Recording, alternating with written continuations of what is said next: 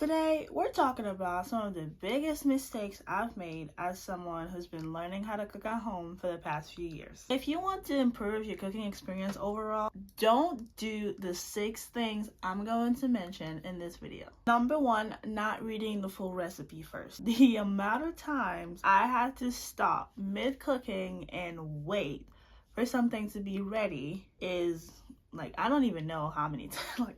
I can't even tell you how many times. Especially when I'm using the oven. Sometimes in the recipe, it says heat up your oven at, 400 degrees. It takes time for your oven to heat up. But also, sometimes you're gonna need to season your meat, and you're gonna have to wait for the seasoning to do its thing. So it's really important that you read the full recipe before you start cooking. That way you're not caught off guard by anything because you were expecting it. It's gonna make your experience smoother.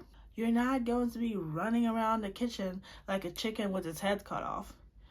That was a mouthful, but you get the point, okay? Number 2, not tasting the food as you're cooking. The amount of times I've seen people follow a recipe just to hate the food at the end. Don't make that mistake. Recipes are supposed to be a guide. The person that created that recipe, they have their own taste, which don't expect it to be the same as yours. That's why it's important to just adapt whatever you're cooking to your own taste. You're going to waste your time, waste ingredients, just to end up not eating the food and end up at the drive-thru. Just taste as you go to see if you like it. Always start with less, then just increase as you taste. Don't just pour everything like a witch brewing some kind of potion, and then at the end you taste it and you're like, let's not. That's not what we're here for.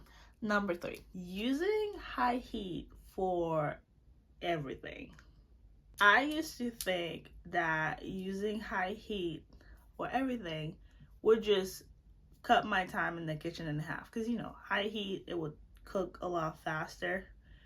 But I ended up with burnt food, meat that were not cooked all the way through, because the outside would be crispy but the inside would be raw. It was not good. So don't think that high heat means your food's gonna cook faster. It will burn faster, not necessarily cook well. The more you cook, you'll know what type of heat level you need for everything. You'll learn when to increase or decrease the heat, but don't go in thinking that you're gonna use high heat for everything, because that's gonna make your food cook faster. It will just end in a disaster.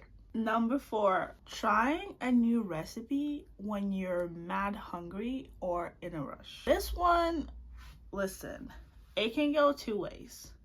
1, you can either like what you're making so much that you eat everything while it's cooking, or 2, you can get so frustrated because you're hungry and you need to eat that it turns into a nightmare because you have 0 patience.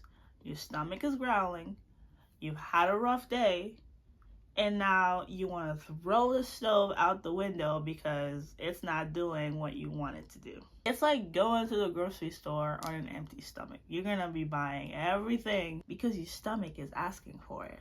Eat a snack, drink some water, because sometimes drinking water will help you wait a little bit. If you're in a rush, cook something that you already know how to cook. You know how it's going to turn out.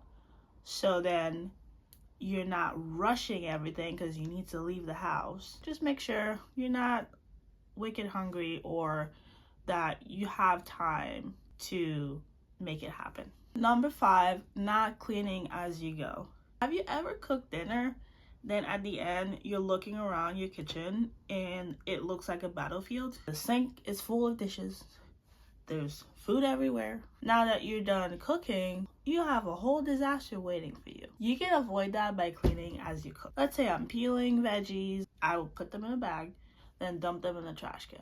If I'm done using some bowls, some knives or spoons, while the food is cooking and I have some time, I will go and wash them real quick. Because I don't want to wait until the end to have a pile of dishes waiting for me. I meal prep on the weekends, which means I cook all my food for the week in one day. Imagine spending hours cooking, and when you're done, you have this pile of dishes waiting for you. My back already hurts. I don't want to spend more time in the kitchen. So if you can save time by cleaning as you cook, you're going to be a lot happier when you're finally done cooking your food because you can go do something else. Number 6, letting fear stop you from experimenting. This is a big one for me because I know that for the longest time, fear was holding me back from learning how to cook. I did not want to try anything. I would just I think I knew how to make one thing, and I didn't even know how to make it that well. I knew how to make spaghetti. That was it. My advice is to not let the fear of messing up hold you back from trying. Because yes, you will mess up a lot of recipes. A lot of them won't turn out the way you were expecting. But you know what happens every time you try a new recipe? You get better. There are so many videos on YouTube you can watch that show you different recipes, different techniques, different things you can. It's all about wanting to learn. It's not about making 0 mistakes because there's nothing in life that you're going to do where you're going to make 0 mistakes and just be great overnight. Everyone who's great today, they started at 0. They started somewhere. They probably were embarrassed at some point because of how bad they were at it at that time. Every expert in any field, they are the ones who didn't give up. They are the ones who pushed through the mistakes and did not let that stop them. Don't let your fear of messing up, your fear of getting hurt, or your fear of not getting it right hold you back. And a few years, months, even weeks down the line, you'll thank yourself that you started and that you didn't let your fear hold you back from trying. If you want more tips to help you in your cooking journey, check out this video right here that's being recommended to you.